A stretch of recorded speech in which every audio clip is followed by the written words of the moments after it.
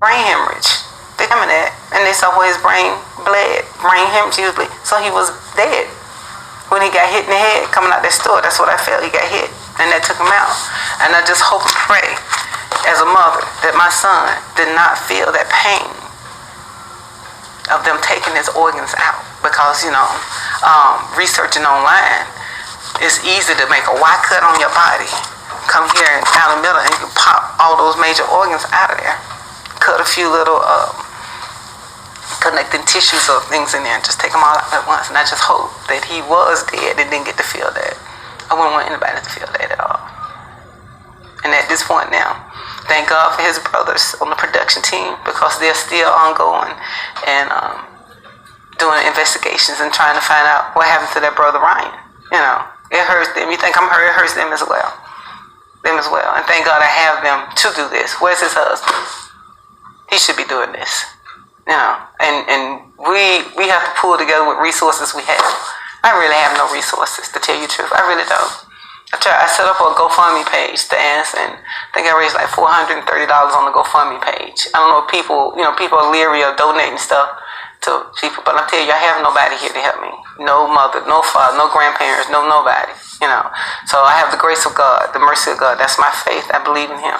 And had it not been for Him, I can't stand here before you to tell you this story. It's just something I want everybody to know. I got a few minutes to let you know somebody had took my baby's organs, but let me tell you now what has gone on since this time. I begged and pleaded with San Bernardino over the phone many times for answers, and it's just a rat race, and it's not easy. It's not easy.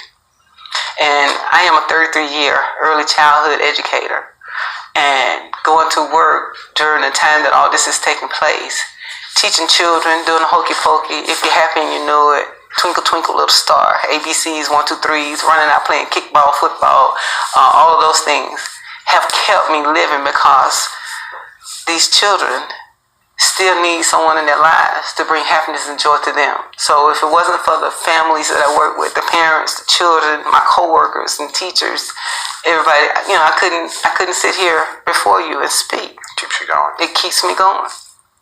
And I will be glad when I can retire and sit down and breathe.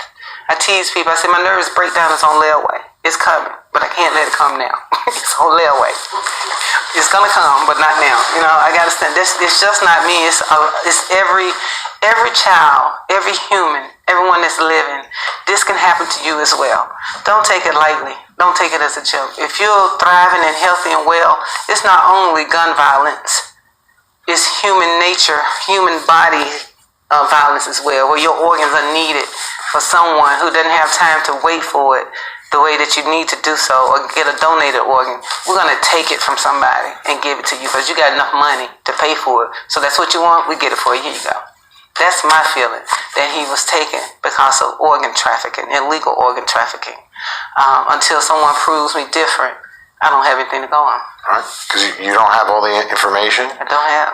And until you get the information, there's no way that you can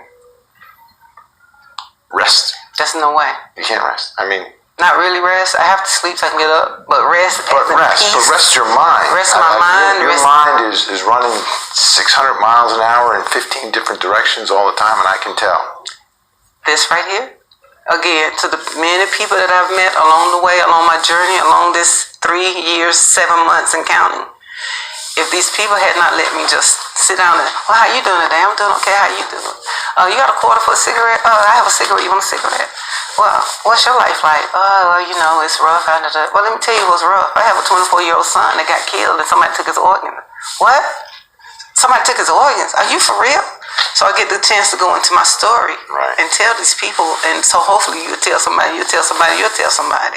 And I think the more people that know, all these things, I think, ultimately get resolved as much as they can get resolved through awareness, pressure, and I've seen it with cold cases where all of a sudden people are talking about this again, and then someone comes forward. Or everyone's talking about it, and finally investigators or someone will say, okay, I guess we can release this information. And I think that's what needs to happen in this case, is either someone is going to come forward, or information is going to get released that maybe will allow you to come to some resolve about what most likely happened to your son. The definitive answer, I think, is going to be difficult unless someone comes forward.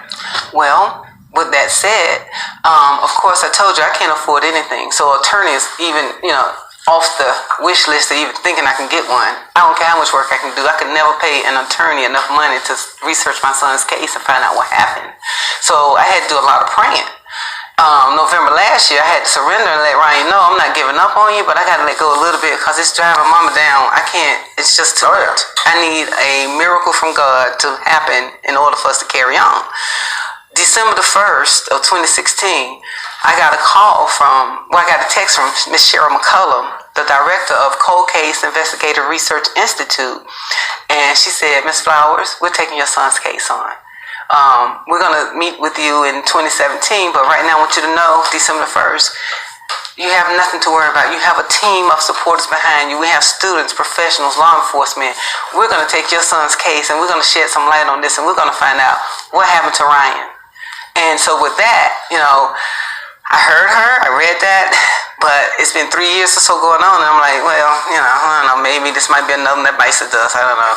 No, it's not. No, it's not. No, it's not. Antonio Faison, Jared Davis, Vic Ordonez, John, and all my other crew with Ryan's production team have not given up. They have been searching and doing things their way. They're out in LA. They're the production people, the creative side of Ryan. So they're doing it their way that they're doing it. You called me and wanted to do an interview, and I'm like, I don't want to talk about anything else because there's nothing new to talk about. I don't have an autopsy. Everything you want to talk about is already out there on social media. Go on social media and get what you want. Make your story. Until I get an autopsy, I can't speak on anything because I don't know anything else that's going on. Well, you proved me. You got that autopsy, and here we are. So now I have Vinny Politan, Channel 11, that's helping, and I have Cheryl McCullum from Cold Case helping. And hopefully I got prayers of people that I meet on the street for protection and strength to keep me going, to help encourage somebody else in this situation. Don't give up. Never give up.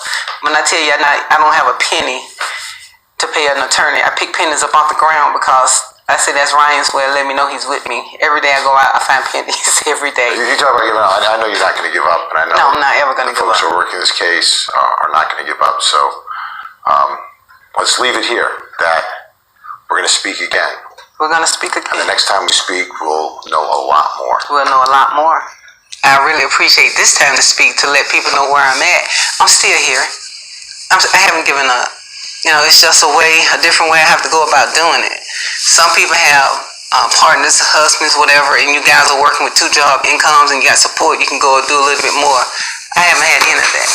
I've had to rely on faith, strangers, anybody who would listen to me, that's what I had to rely on.